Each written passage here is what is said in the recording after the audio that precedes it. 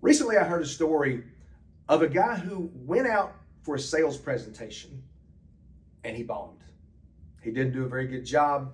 His boss was there in the meeting. He's kicking himself, goes back to his hotel and decides, I'm just going to go down to the bar, see if I can make myself feel better, or at least forget my troubles for a little while. So what he orders a gin and tonic.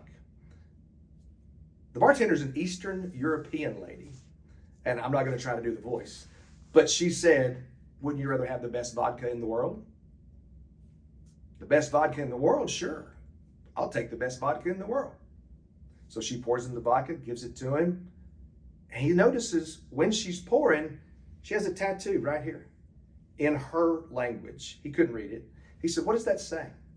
She said, this says, this is not a tiger. He said, what does that mean?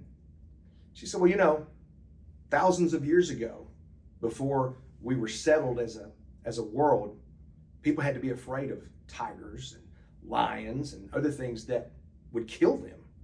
Things that if you just walked up on them, your life ended just like that. But through the years, as we've moved out of that, and we don't really recognize that sort of trouble anymore. Now you do have the fight or flight response, but I don't think very many of you have come up on a tiger somewhere. The point of it is this. She said, you know, let's say for example that you've had a bad meeting at work today. This is not a tiger. It's not going to kill you. It doesn't threaten your life. And I think that gives great perspective to who we are as a people.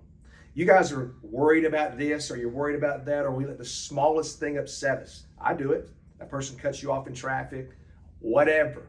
But the bottom line is, it's not a tiger. It's not going to kill you.